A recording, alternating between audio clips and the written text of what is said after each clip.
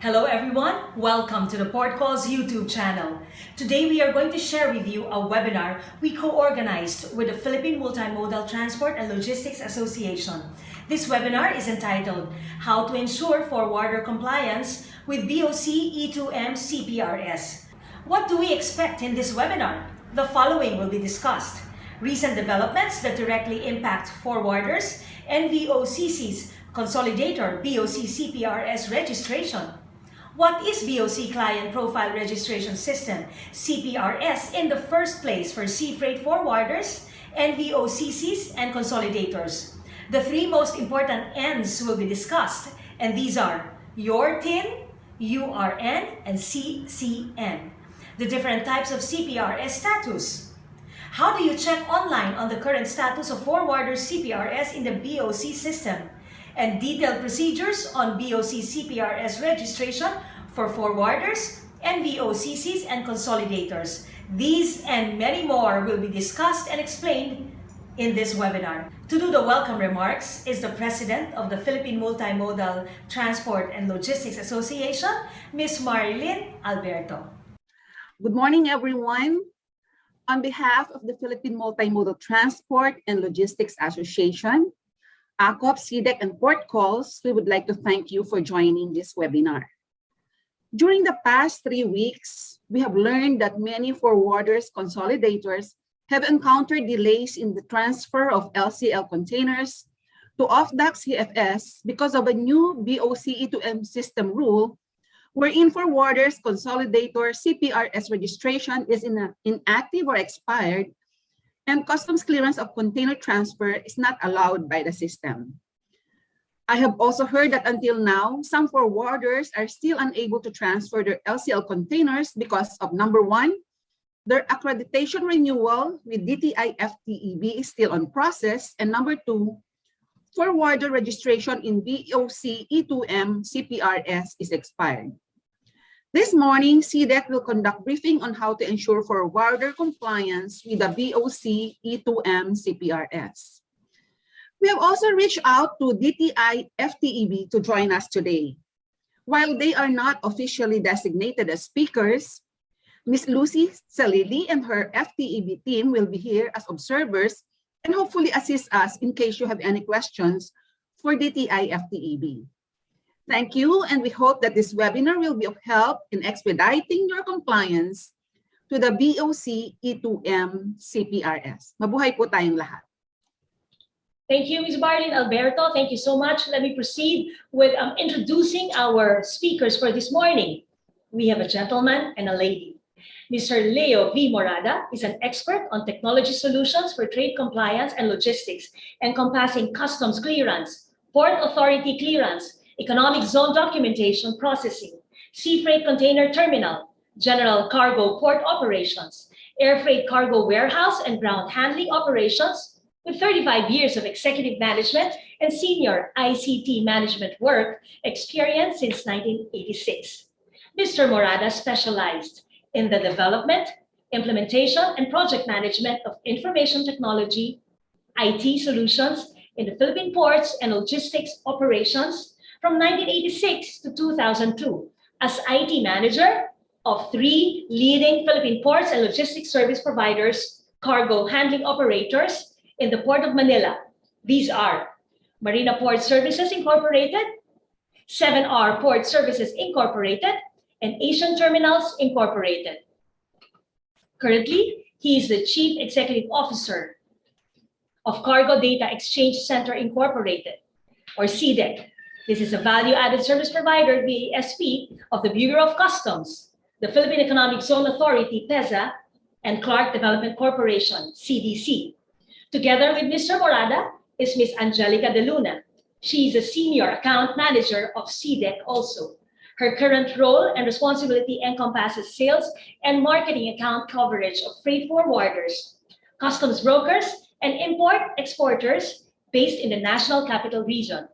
Among the recent CDEC VASP new services she successfully implemented are automated bonds management system and advanced submission of freight forwarder electronic manifest to the World Customs Organization cargo targeting system WCO CTS and Philippine Customs. Ladies and gentlemen, Mr. Leo Morada and Angelica De Luna. Okay, so we designed this presentation in such a manner that it can actually serve as a quick user guide for our participants on how to comply with the Bureau of Customs E2M Client Profile Registration System. So instead of, we took this opportunity, so since we are actually disseminating the information, we wanted this presentation, which I know will be also provided by port calls and PMT Lite to all the participants. So it will actually be a quick user guide for everyone's immediate use. Okay. Thank you, Angel. Could you go to the next slide? Okay, so this is our presentation outline. First, I have to explain. Thank you, Ms. Mariel and Mrs. Alberto, for giving an idea of what is the trigger for this webinar. So we will explain to you the recent enhancements in the Bureau of Customs system that before March 1, 2022, there was no such requirement, but starting March 1, the mandatory updated CTRS of our freight forwarders is required in order for customs to electronically approve the transfer of containers, LCL containers from the port to our off-dock CFS operators. Okay. So the second topic, which is more detailed actually, so we'll talk about BOC client profile registration. As if this brings me back to the year 2009, when we started, as a service provider of customs, we started to ask all our stakeholders to go through the CTRS registration. So we're very happy to share this detailed information about this. And then we'll give you some readily available free online facilities to verify your forwarder status, CPRS status in the customs system. And of course, at the end of the presentation, we expect you to be able to understand all the necessary procedures you have to go through, and we have some important announcements later. Thank you, Angel. Okay, it all started with a official memorandum from the Deputy Commissioner of the Bureau of Customs Management and Information Systems Technology Group, informing us that there is a new system enhancement to the Bureau of Customs system, wherein the forwarder tax identification number will be required as mandatory data in the E2M Transit Permit. Okay, so we'll explain to you what is the Transit Permit. This is the electronic document submitted by our off-dock CFS operators to the Bureau of Customs system, which is the basis for customs to give electronic clearance and approval for the transfer of LCL containers from the port to the off-dock CFS. This is nationwide, not only for the Port of Manila, Manila International Container Port, as well as Cebu International Port. So the system is automated, so much so that the transit permit that our off-dock operators submit through CDEC, the CDEC system, that's processed and ultimately approved by the Deputy Collector for Operations of Customs within the E2M system. An electronic release instruction is then transmitted to our port operators, Asian terminals, and ICTSI. So it's an information supply chain loop that is fully automated. And when we say fully automated, if something goes wrong, it's one part of that information supply chain the process cannot proceed. Okay, next, Angel. Okay, so this is the copy of the official memorandum. So what we did is we disseminated and we held an orientation session for the members of the Association of CFS CYCFS of the operators of the Philippines, to help them understand what are the changes, because they are the ones who will use the electronic transit permit. So if you look at item number 2, the official memorandum states that the validation of the status of the forwarder in the client profile registration system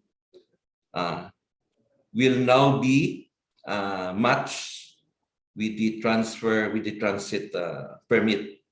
So only forwarders with active accreditation in the CPRS system in customs database will be accepted insofar as the transit permit is concerned.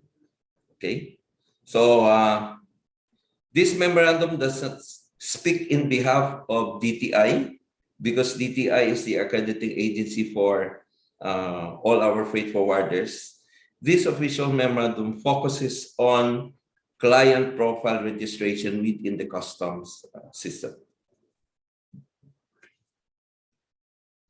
Okay, so what happened is that on March 1, we had a lot of calls from all the members of ACOP, because many electronic transit permit lodgements were rejected by the customs system, for the simple reason that the CPRS of the forwarder is either inactive, expired, or no record found.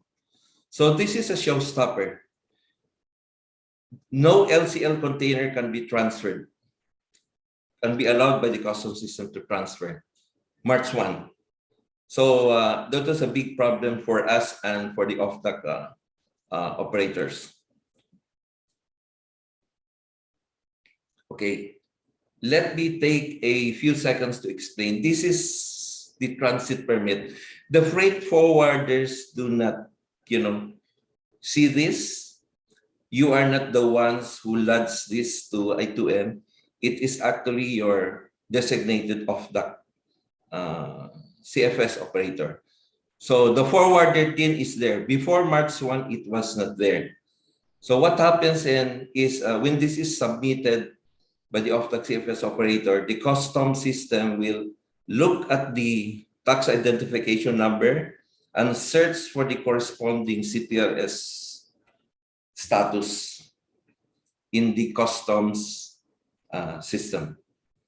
If the status is inactive, no record found, expired, then it will reject the transit permit.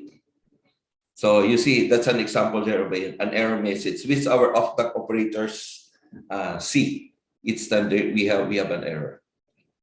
So we had to do something about this.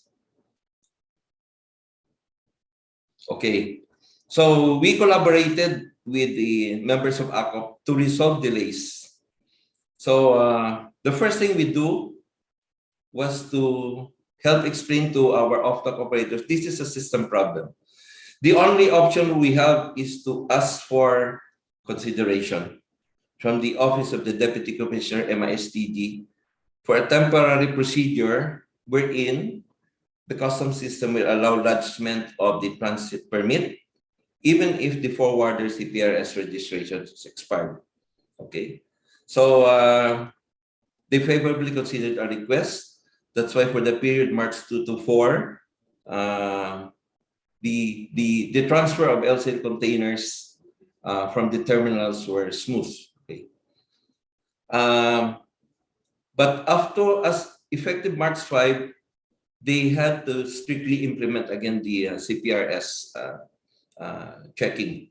And on March 10, because again we had so many forwarders calling us for assistance, I had to directly communicate with Miss Lucy Salili.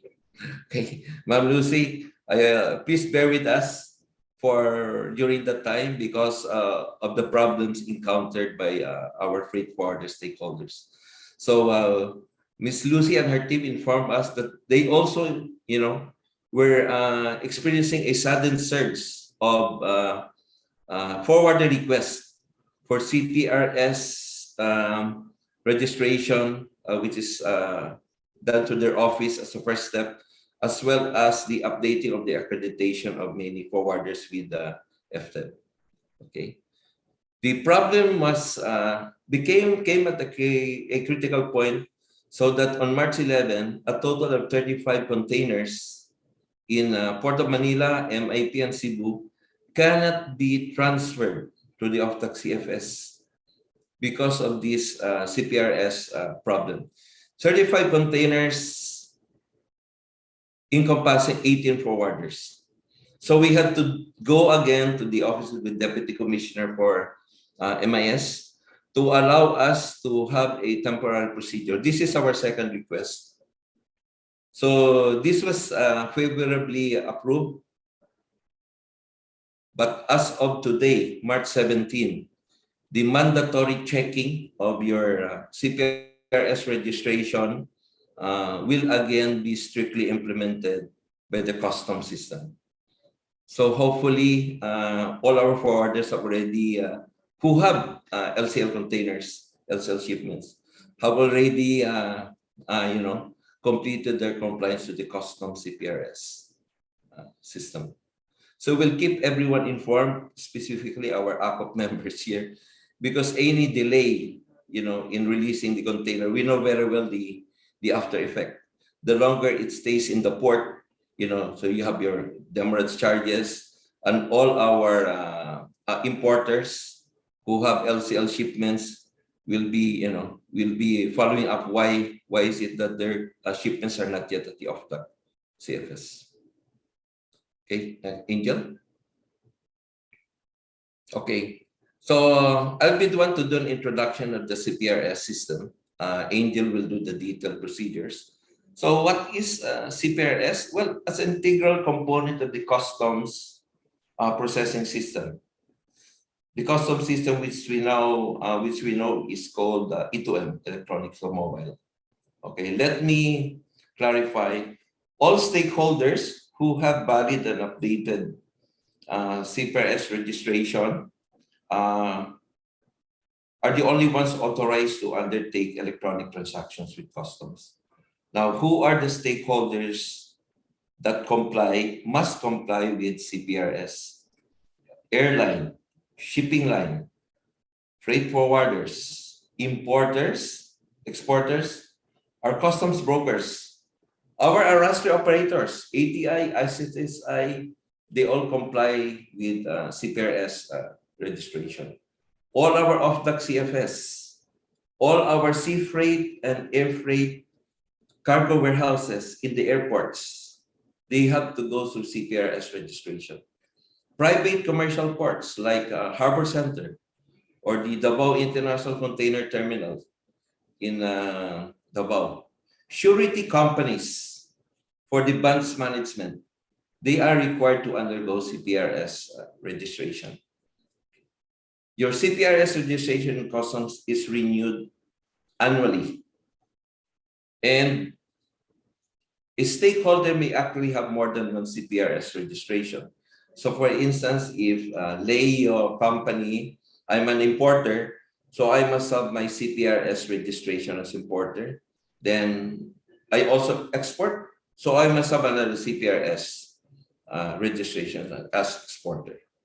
Now, when we requested for consideration from the Office of Deputy Commissioner MISTG to relax the rule for the forwarders insofar as the transfer of LCL containers, we were informed many forwarders, the CPRS registration of many forwarders expired 2017, 2018, and very few have actually attempted to update them. So this was also a shock to us that gave us the added urgency why we have to reach out to PMTLI with the support of ACOP to help resolve this situation.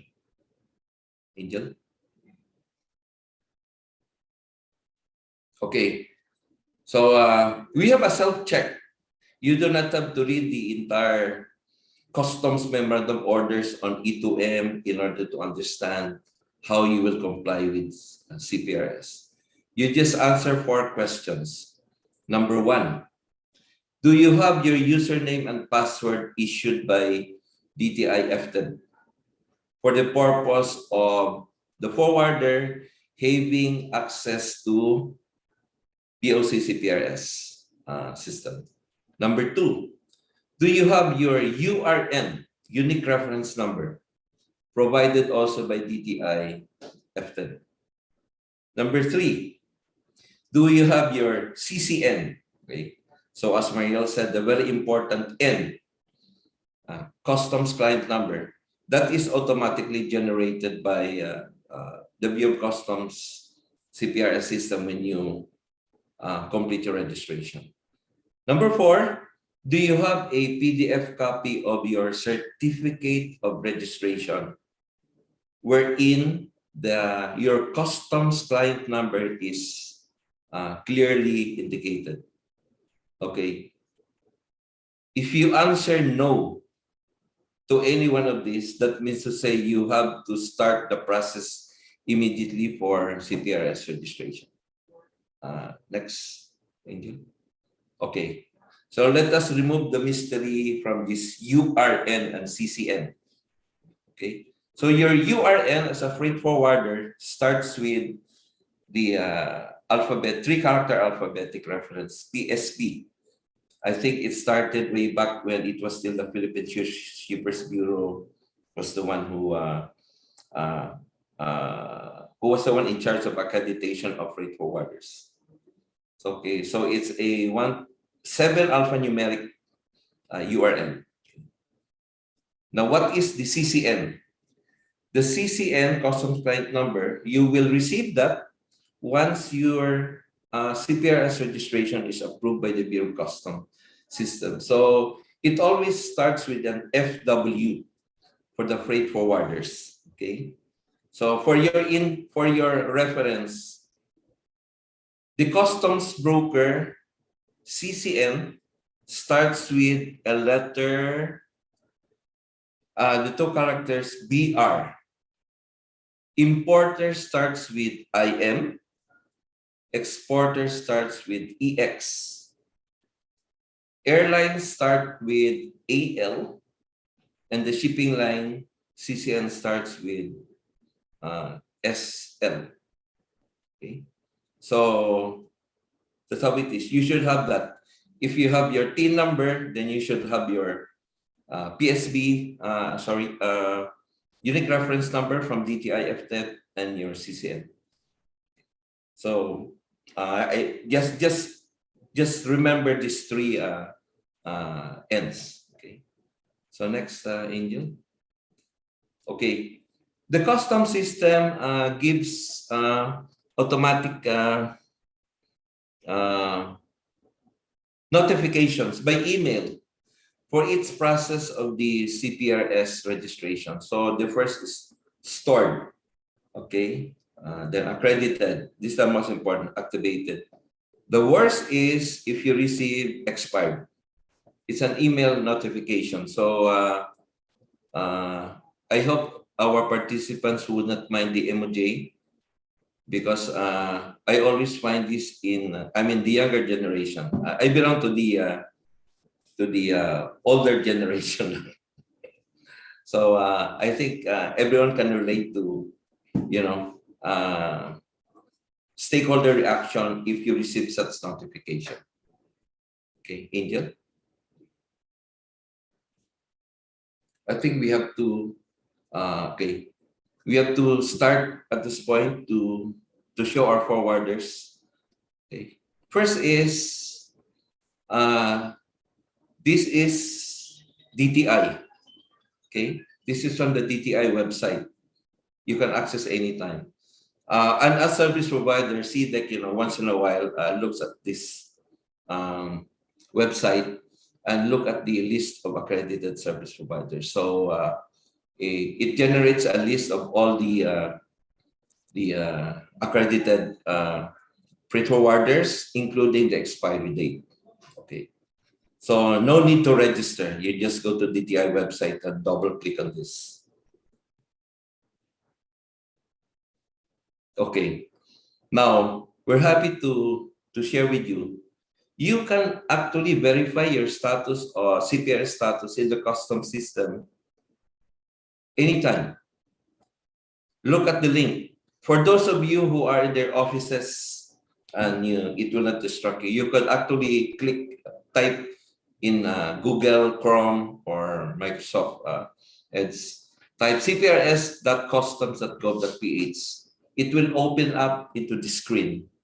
You select forwarder on the client type, input your company TIN. The customs system will show you what is the status of your CPRS registration, whether it's active. If it's active, there's an expiry date. If it's expired, it will show you what date it was expired. Okay, please take note. Your company may be in the list of accredited freight forwarders based on the DTI website, but hopefully you will have an active CPRS in the customs website. If not, and I encourage everyone to take time to check this right now. If it will not distract you from this presentation, you will immediately know what the status of your CPRS. Okay, now this is the third website that you have to go to. Okay, now this is the, we call this the Bureau of Customs OGA or other government agency website. So you need a username and password to access this. This is the website where the freight forwarder will actually encode the mandatory data requirements for your CPRS. How do you access this website? DTI FTED, the team of Ms. Lucy Salili, will be the one to provide you that. Okay, so 3 websites. One is DTI, that's the checklist of all the latest accredited forwarders. The second one is the customs website, cprs.customs.gov.ph, for status of your CPRS. And the third is the website of the Bureau of Customs other government agency portal, wherein the freight forwarders will register with CPRS. Okay. You do not need a service provider like CDEC to encode your CPRS if you are a freight forwarder. Okay. This is different in the case of customs brokers and importers, wherein you have to go to CDEC to get our help, get our services. Here you have to do it on your own. So we'll explain to you in detail how it's done. The information required are really, most of them are found already in the company, corporate information that you already provide with DTI as part of your application for accreditation with the FTED. Okay, next, Angel. Okay, so at this point, I will now ask Angel to explain the detailed procedures on how the CPRS system accessible in the BOC OGA portal works. Okay, Angel, please. Hello, good morning, everyone. So for you to access this VOC, other government agency system, you need first to download this access. So the link that Sir Leo presented a while ago, so you need to click that link and download it to your PC or to your laptop. So some of you have errors encountering when they are clicking those links. So you need to have Java 6 specifications on your PC or on your laptop in order for you to access this website. So to use this website, you have a username and password provided by FTEG. So each forwarders accredited by DTIFTED have a username and password. So you have different username and passwords for each forwarders. So we have here 2 steps for the CPRS of the forwarder. Number 1 is for those new forwarders, and the other one is for those forwarders that are doing the renewal of their CPRS. So the first one, how do we create CPRS as a forwarder? So you need to log in with your account, then click this file button, then click the new client profile. So these are the required fields that you need to fill in on your CPRS profile. This is the same fields that you can check for the importers as well as the airline. So there are the same fields that BOC E2M required for CPRS registration. The first one is the client profile information. So with this part, the details that you have provided with DTI for your accreditation are almost the same details that you're going to use on your CPRS profile. So with the client profile information, the client type is automatic with your account. It is under forwarder with the client type. Nature of business, and the most important part is your business name. You need to provide your business name, and if your business name or the characters of your business name is too long for this field, you need to fill it in on the address. Also, the photo that you're going to attach, the company logo for the photo, and take note that the photo should be in JPEG format. Please also be noted that those red marks or those red fields are the mandatory fields. Now, we'll go to the email. This part is the very important part of the client profile information because the email that you're going to input with this profile is the same email that will receive the notification coming from BOC. So with CPRS, there is a specific automatic notification for the statuses of your CPRS. Now, your TIN number, so that 12-digit TIN number registered by DIR, and your primary VAS-PCCN. So please take note of CDEC's primary VAS-PCCN.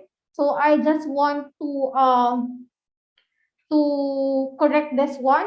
CDEC's primary VAS-PCCN number is VA 00000078. That is the CDEC primary VAS-PCCN. So please take note to use this VAS-PCCN. It is part of the requirement, or this is a mandatory part, as well as if you use this one or if you input this one. Also, the notification email for the statuses, for example, the stored notification email or even the reminder that your CPRS is for expiration. So it will be also sent out to our email. So CDEC is also receiving notification if the forwarders are using our VAS-PCCN number. So if this part is already complete, we need to go to the plant address. So with the plant address, as you can see, it's not a mandatory part. So this field is not red highlighted. So with the plant address, if you can provide, for example, the plant address that you can input in here is the address of your company. Then the major stockholder.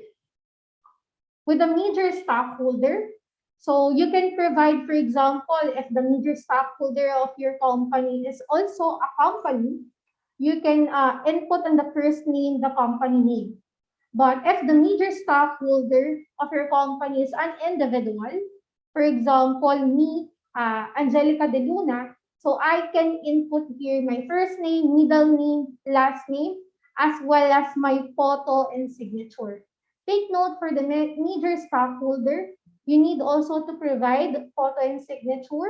For an individual, provide the signature that is readable and or in HD format. Also, the photo should be in JPEG format. While for those forwarder here that the major stockholders are also a company, you can provide the logo on the photo and signature itself. Now, the principal officer. For the principal officer, same thing. With the principal officer, also you can provide up to 5 principal officers if you have. So same thing, the requirement, you need to input all those red highlighted part. And also the photos and signatures are in JPEG format. And if the principal officers of your company are foreigners, if they do not have yet the team here in the Philippines, they can use 000. So 12-0. For the responsible officer, same thing. They need to provide the photo and signature. And if the responsible officers, you have too many responsible officers per company, you can input up to 5 responsible officers. The next one is the major client. With the major client part, this is not a required field. So as you can see, all the fields in here are in white fields. So this is not a mandatory field for your CPRS. Now, if you are done with your CPRS, you can click this part, this icon, the one that have X and check mark. For this one, you can able to recheck if you have some fields that you have missed. For example, you have missed the part of the email for your responsible officer. You can able to recheck which parts of your CPRS do you miss. For example, also some parts of your CPRS are those non-required field. You can also recheck with this part what are the fields that are not mandatory. So if you want to save now your CPRS, click this button. And for you to send your CPRS as a new forwarder, you need to click this button. So I think you can see my arrow, my cursor here.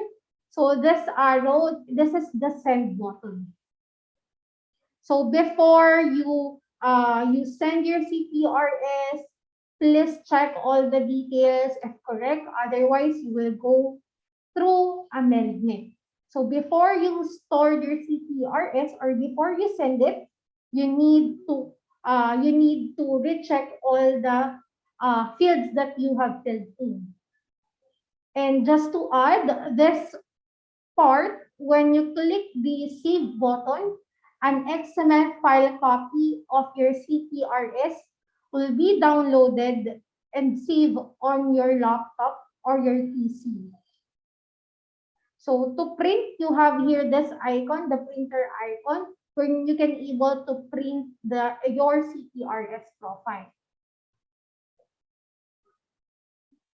Okay, the next one is on how to renew your CPRS as a forwarder. Same thing, kung the username and password that DTIFTEB issued to you. So you need to input your username and password as a forwarder. So click the file button, then click renew. So to renew a CPRS, since for example, your previous CPRS file, automatic the XML file is saved on your laptop or PC, you can able to reuse that XML file for your renewal. It's also for the convenience of the stakeholders, since it will also took time and effort for the encoding part. So with the CPRS renewal, and also you can renew or create CPRS into two options: XML uploading and also re-encoding again. Okay, so to upload the XML file, you need to click this button. So XML file, this part, this is an IT word, or wherein this is the all of our transactions with the Bureau of Customs, your manifest, CTRS, and all even the PSAD are in XML file. So this is a file type. This is the file type requirement of the Bureau of Customs. So all the trade compliance requirement being sent out to E2M system are in XML file. So to upload the XML file, click this button, then click the XML file of your forwarder's profile for renewal.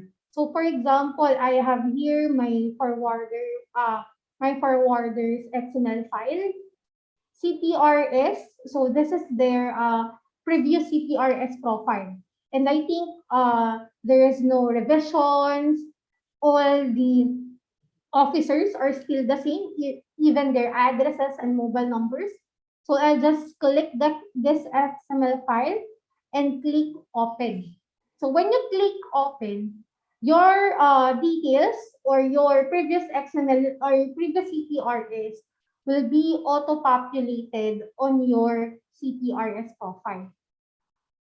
Also, if you upload you upload CTRS for renewal using XML file, you can able to edit out those fields. For example, on your XML file, the responsible officer is not yet connected on the company, so you can also update that one. So this is the part wherein I uploaded the CPRS profile of my client. Then once I hit the open button, so and all the details are complete, you just need to click the check button to send your CPRS. So for the renewal of CPRS, for you to send, this is the button that you need to click. While for new CPRS, you need to click this button for that send. So two different ways on how to send CPRS. For the new CPRS, you need to click this to this for you to send. And for the renewal, you need to click this check button. Also for the renewal, you can able to have a rechecking part. It's some kind of validating if you miss something on your CPRS profile. So the next one is the email notification of stored CPRS. This is the reason why I told you a while ago that you need to use CDEC VASP CCN. So our CDEC VASP CCN VA 00000078. So that is CDEC VASP CCN number. So there are some instances that forwarders do not receive this notification. And if that happens to you and you use our CCN number, CDEC can provide you the email notification. Some of your clients also are asking you, can you please call CDEC? Maybe CDEC received the notification. This is the reason why. On their CTRS, the VASP CCN number that they inputted is our VASP CCN number. So once your CTRS is stored, automatically on the email that you have provided on your client profile,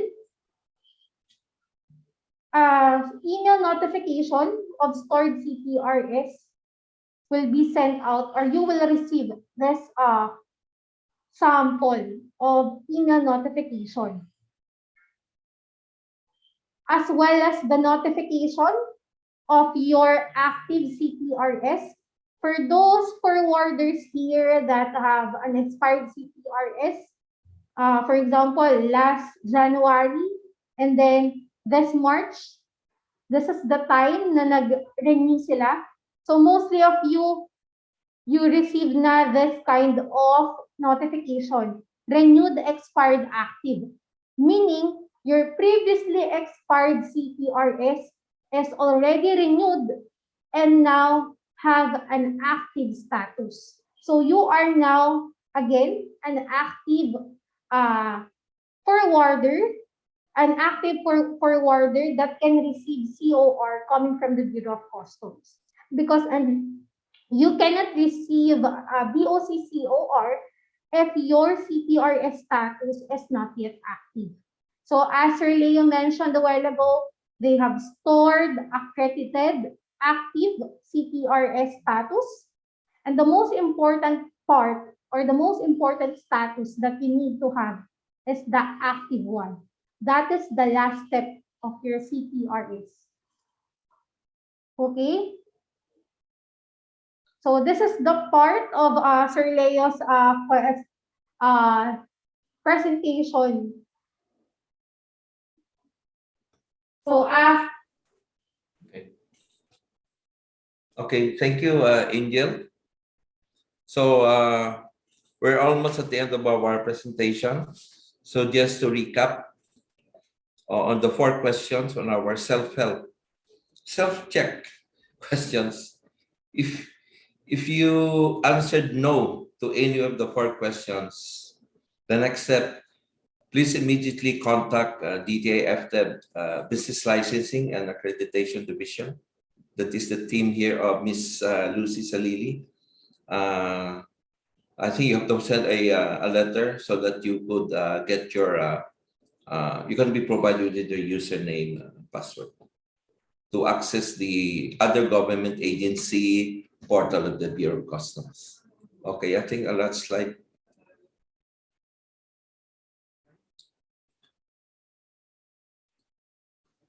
Okay, so at this point, so we hope that we made it very as clear as possible and as simple as straightforward as possible on how to go through your CPRS. Okay, where you start, what information you need to encode. Okay, so let me end this presentation by some important announcements. So starting today, March 17, the Bureau of Customs system will resume strict implementation of the mandatory matching of forwarder CTRS status during the transit permit lodgement by our OFTAC CFS. We hope there will be no problems because in my latest coordination with the Office of the Deputy Commissioner, MICD, the initial reaction I got was they've already given us 2 grace periods. So we'll still do our best if there will be a very major problem. So we will appeal again if there are problems. Okay. And finally, we would like to announce our participants and our stakeholders here, because most of you actually use Cargo Data Exchange Center, our VHB service for your electronic manifest submission to the Bureau of Customs system. we have actually started to test the inclusion of the forwarder tax identification number as mandatory data in shipping line electronic manifest submission. Wherein the forwarder, the NVOCC, the consolidator is the consignee in the shipping line, master BL. So it's preliminary technical testing. What happens is when the shipping line electronically submits their master BL, there will be an additional data field for them to put in the TIN number of the forwarder if the consignee of the master BL is a forwarder. It's preliminary testing, but we have to, share this information with you. It doesn't mean that tomorrow, next month, it will be implemented. But knowing very well that the CPRS registration status of freight forwarders are already being checked in the BOC custom system. This is another urgency for us, for our forwarders to please, ensure your full compliance with the BOC CPRS system. Okay, I think that's our last slide. So it took us 1 hour, and I hope it was it's very clear, very useful for everyone. This presentation actually serves as a quick user guide, and in behalf of Cargo Data Exchange Center, we are very pleased to join everyone in this webinar. We thank PMT Lai for the very proactive support for this, and the Association of CFS Operators of the Philippines for their patience in working with us to help resolve problems. So we hope we have achieved our objective here of all our freight forwarders now aware on how to proceed with CPRS registration. So thank you very much. You're welcome, Mr. Morada, and thank you too. Thank you to you and Ms. Angel. We have time actually to entertain some questions, sir. Should I proceed? Yes, There please. are, yes. So I will be reading first the questions in the Q&A button. I am sure that some of the questions have been discussed also, but if you may want to validate or reiterate or stress more, then you can perhaps remind them. Should a company register first with a BOC accredited service provider prior to securing BOC's E2M CPRS registration? Okay. The CPRS registration procedure for freight forwarders involves two parties. One is FTEB, which will give you the username, password, and the Bureau of Customs OGA portal. There is no requirement for you to register with a VASP like CDEC in order for you to proceed with CPRS compliance. This is insofar as forwarder is concerned. All right, thank you. Next, can CDEC monitor the companies that are using them in BOC's CPRS as VASP, but in reality, they are using other VASP? Is this okay? Okay. We all know very well that CDEC is the preferred service provider of our freight forwarders insofar as submission of electronic manifest to the Bureau of Customs system and to the World Customs Organization cargo targeting system. Okay. As much as we want these forwarders to also instruct their contracted customs brokers to use CTEC for our other services like the customs broker import entry declaration. We do not make a strict 1:1 requirement for that. So should the freight forwarder or the designated customs broker or contracted customs broker, use CDEC for customs broker import entry declaration as well, or export declaration. We provide that's an added value enhancement for that. It's not added value, it's a value enhancement service of ours. So in doing so, we'll be able to support problems relating to electronic manifest submission, import entry declaration, and export declaration. We call that an end-to-end seamless support by only one service provider. Thank you. All right, sige. Let's go see that. Where can they request update of CPRS copy? Where can they request for username and password? Okay. The username and password is issued by the DTI FTEB team. So if the forwarder is already accredited with FTEB, then we recommend that you communicate with FTEB team on informing them that you want to proceed with your CPRS registration. All right, see. Since tomorrow na po ang start ng strict implementation and we don't have yet a CPRS or we haven't registered yet, how will it affect our E2M manifest submission? Okay, let me clarify that.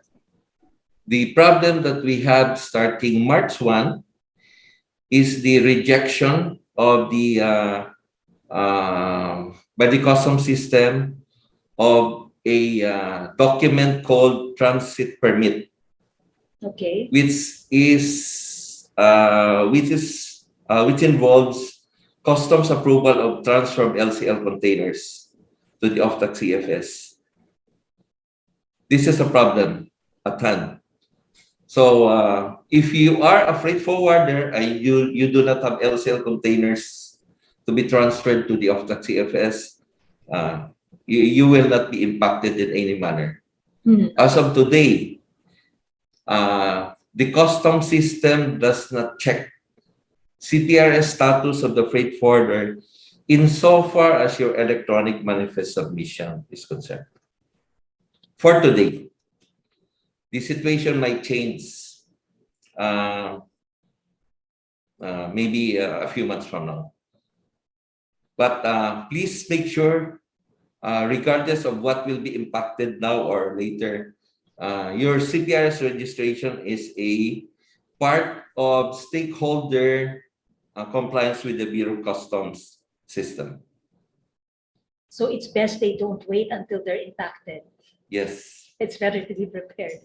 Yes. All right. Thank you. I would like to ask, if our company has a branch company in Davao and Cebu, should we also apply it to have a separate CPRS? Okay. That would depend, I believe, on how you are accredited with FTEB. Our understanding is it's a freight forwarder, one company registration, one SEC registration, regardless of the branches. So based on that understanding, my answer would be there's only one CPRS registration. Because you can, when you are registered with Bureau of Customs CPRS, you could actually transact with any port, whether Port of Manila, South Harbor, MIP, Davao, and very recently, Cagayan de Oro. We found out that in Cagayan de Oro, the shipping lines have started to call to vessels there. So we were surprised that, some of our clients were expecting their shipments to be at the Mindanao Container Terminal in Tagoloan, Quebec. Suddenly, the vessel is now at Cagayan de Oro port. So if you have a valid CPRS, you can submit, as a freight forwarder, you can submit your electronic manifest in whatever customs port there is. There's no need to create a separate CPRS. Yes. Okay, good. Now, since starting March 17, they will start the strict implementation and we don't have yet a CPRS or we haven't registered, how will it affect our E2M manifest submission starting today? Well, I think that's the same question as the previous one. There is no there is no negative adverse impact on your electronic manifest submission. As of yet, yes. Okay. If the importer has no E2M CPRS account or expired, can we process their shipment as their forwarder? Okay. Insofar as LCL container transfers to OFTAC CFS, it is actually the OFTAC CFS operator that undertakes the processing. Okay. I think the role of the freight forwarder for now is submit manifest. If you're referring to your shipments of, for instance, in your house BL, you have your importers of consignees. It is actually the customs broker who does the processing for release in customs, not the freight forwarder. Okay. Let me clarify, everything that is lodged with the Bureau of Customs system, insofar as release of the containers involves import entry declarations, assessment, I think even with your GPS seal with e-track, if it's for a CBW or PESA, it is the customs broker's name that appears on the transaction, not the freight forwarder. All right, that's clear. Are the importers and exporters also given with username and password to access BOC CPRS registration? Okay. Bureau importers and importers, you have to register with your service provider like CDEC or the other service providers. If your role as a stakeholder is exporter, okay, first of all, you need to identify who is your exporter accrediting agency. Are you PESA? Are you SBMA?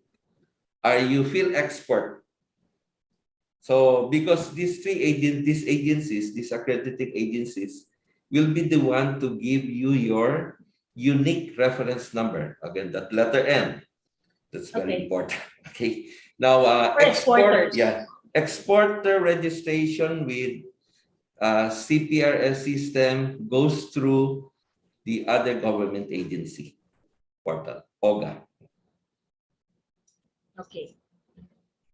My question is related to CPRS, yes. Can a customs broker with CPRS registration as customs broker allow to apply CPRS as importer and exporter? Okay, so part of that I will answer, part of that I will need the help of Angel, who is our expert on that. Okay. Okay. Okay. The customs broker, insofar CPRS is concerned, is an individual person. Okay. The importer, insofar as the customs system is concerned, may either be a corporation, a single proprietorship, an individual person, because an individual person can actually bring in shipments from abroad under a different category for customs, which is either below 50,000 pesos, below 10,000 pesos. Okay. So you have such a thing as once a year importer. Okay. So if the customs broker who is named, example, Leo Mariel, something like that, you are a customs broker, but this time you want to import something. Okay. The rule that will apply for you, if this is a one-time importation, Leo Mariel can actually process processing of imports with as an importer, not as a customs broker. Yes. Okay. So there's such a thing as a once a year registration as a importer. Importer. Okay. Angel, would you like to add? So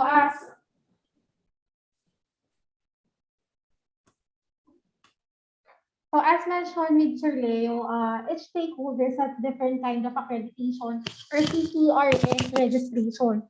So one of the question of our members here is, can a broker create CPRS for their importers or exporters? So with brokers account with CDEC, they have the access to create CPRS for their importers and exporters. But if a broker wants also to be an importer or exporter, he or she needs to have a different accreditation also as an importer or exporter. So your brokers can assess you, even the forwarders can assess the importers and exporters or their clients for the CPRS renewal or CPRS creation as long as they have the access or VASP account to create the CPRS. With creation of CPRS is there's no really rule that only the importer can create the CPRS for them. So even the broker can help them with the creation, but the T number for the CPRS or the profile is, of course, the profile of their client or their importers. It's never the customs brokers, but their Yes. clients. Yes. Yes, yes. If the importers, if they want the importers to have that CPRS. Yes, yes. All right, thank you. That's clear. How can we check our updated CORS status? Baka CPRS. So how can they check the updated CPRS? Yeah, right status? now you could go to cprs.customs.gov.ph. Okay, thank you. You just select, if you're a forwarder, then you click on the client type forwarder, then input your tax identification number. Thank you. And the link has been shared in the chat box for those of you who would like to check your CPRS status. And then it's here to follow up. If we want to update the CPRS profile, where can we do it? Which site? Is it the same site? Angel? For the updating of your CPRS profile as a forwarder, same thing, you need to log in with your OGA system and then log in using your username and password. So if you do not have now the previous CPRS profile, so you can create a new one, but the status should be under renewal if this is for renewal. So same access, the OGA system access. All right. How about if we want to be registered as consolidator, deconsolidator, where do we need to apply? Okay. I believe this is for DTI. My understanding is the FTEB is responsible for accreditation of international freight forwarders, domestic freight forwarders, NVOCCs, and consolidators. Okay, thank you. There's another one saying, sharing, we just renewed our CPRS last February. Does this mean we'll have to process our renewal in the website you've provided by next year? Okay, the answer is this. Please check the expiry date. Okay. When you say you process it last January, then you must have, received notifications on the status, whether it's stored, evaluated, accredited. So the CPRS.customs.gov.ph portal will show you if your expiry date is beyond today. That means to say you're okay. If the expiry date is still before March 17, then that means to say you're not yet updated with your CPRS status. Okay, what if they need to amend? What do they do? Where do they go? Okay, you have to access again the OTA portal using your username access provided by FTEB. And what if the owner cannot remember if the company has a CPRS? Can this be checked also through the cprs.customs.gov.ph? Yes? Yes. All freight forwarders who were accredited by DTI, based on Bureau of Customs CPRS records, had their CPRS expired 2017, 2018. If you are a new freight forwarding company, that started, that was incorporated or started commercial operations after 2018, 2019.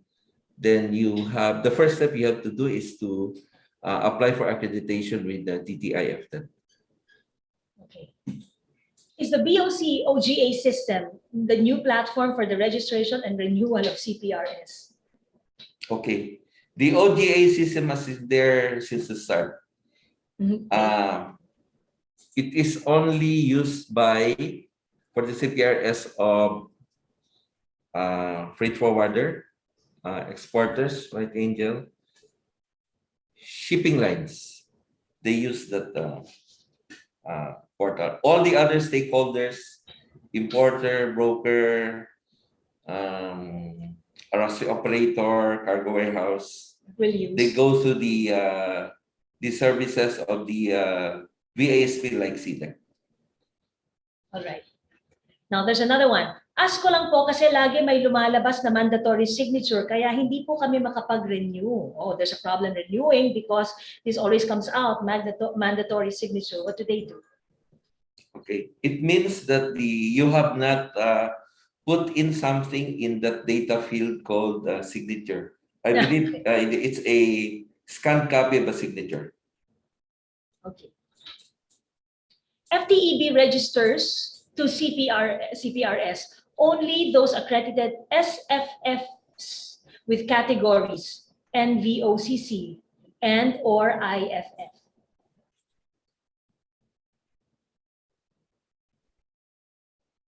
Could you say that again, Mariel? FTEB registers to Yeah. CPRS only those accredited SFFs with categories NVOCC and or IFF. Okay, I think we have to address the clarification to FTEB on that part. Okay, then another one with a problem with CNN. I'd like to ask, why is our CCN number starts with EX, considering that our nature of business is freight forwarding services? Why is that? Would you like to answer that, Angel? For that one, if you're a forwarder, your CCN should start with FW, not EX. EX is for exporters. So each stakeholders have different prefix when it comes to CCN number. DR for broker, IM for importer, FW for exporters. If your COR right now is as an start with EX, then you are not unaccredited or you do not have BOCCOR as a forwarder. That is for exporter. So you might recheck it. Okay. Somebody wants to share. All CPRS registration facilitated by FTEB are given CCN that starts with FW.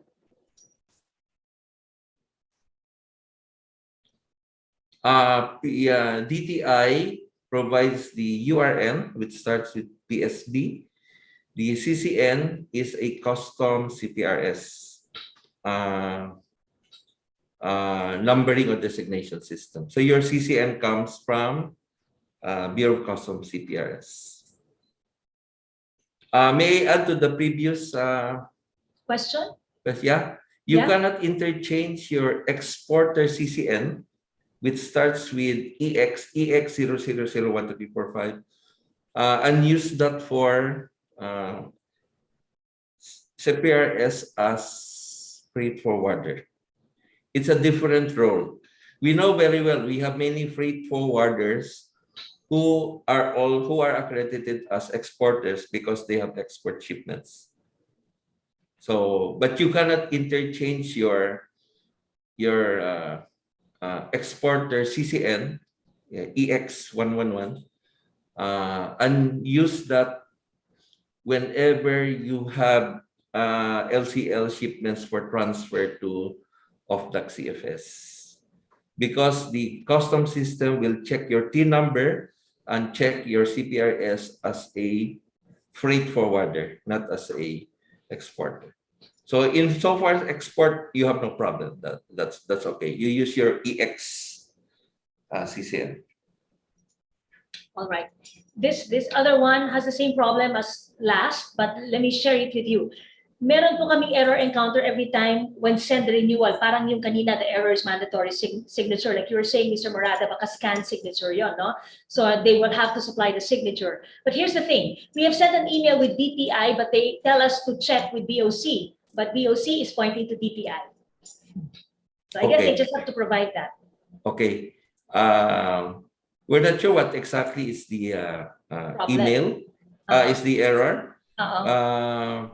Okay. If you are a CDEC client and you're using CDEC for your electronic manifest and all other E2M services, let us know. We'll be happy to help you out. That's good. That's nice. Thank you. Can forwarders be exporters? Yes. Yes.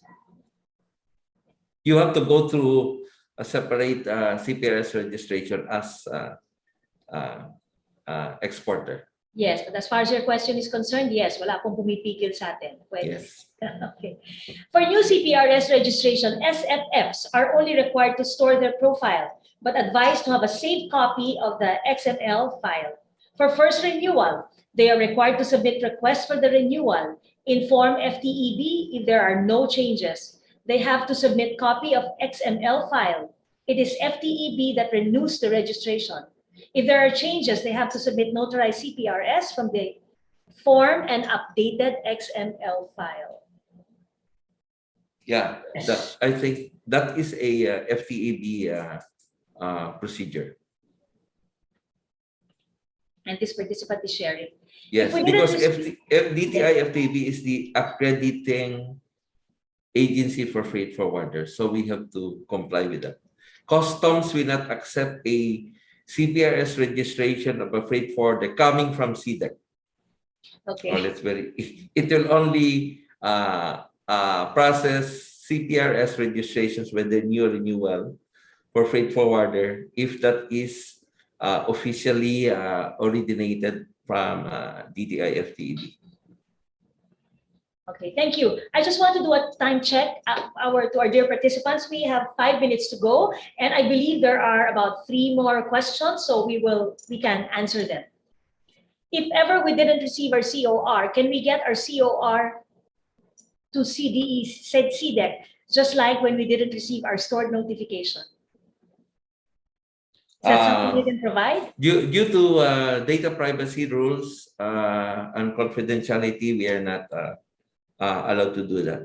We can help you point to the correct office in Bureau of Customs. Okay, that's understandable. Okay, any amendments except SEC, BIR, or URN request must be submitted to FTEB. Second BIR number and URN cannot be amended. A new registration has to be made. Thank you for that sharing. Yes. Yeah, that's an FTEB procedure. Yeah. Yes, if we are to renew by next year, do we need to process it to FTEB or will renew directly to OGA website? Yeah, I believe you have to go through FTEB. Where will we follow up for the new CCN as forwarder? BOC AMO? BOC AMO, which is Account Management Office, has no role insofar as processing the CPRS registration of freight forwarders. Its role is limited to customs brokers and importers. So you follow up with the help desk of BOC. Okay. There are 2 questions left, so we will be answering these 2 questions. Just want to ask lang po, when is the CPRS started? When did it start para sa mga forwarders? Our company started year 2007, but we haven't heard about CPRS for forwarders po. Okay. So there must be something wrong with the information dissemination part of either the service providers like us or the Bureau of Customs. The client profile registration system requirement for all stakeholders is part of a customs memorandum order way back 2008 when the Bureau of Customs E2M system was implemented. Is there a cost for the new and renewal lodgement? Well, CDEC is not involved in the process, so there's no charge. Even for importers, exporters, customs brokers, arrastre operators, and our off-tax CFS, many of whom are also here in this webinar, CDEC does not charge for CPRS registration. I cannot say so for the other service providers. Thank you. The updated email address and contact numbers and details of CDEC has just been shared in the chat box. For those of you who are asking, you may take a screenshot. Now it's there. And then a very kind participant also would like to share.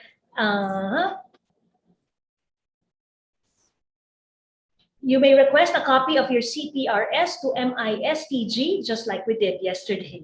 You just need to provide your company name and PIN number. Yeah. Thank you for that. Yes. Well, thank you so much, Mr. Morada and Miss Angel, and I sure look forward to meeting you very soon, face to face.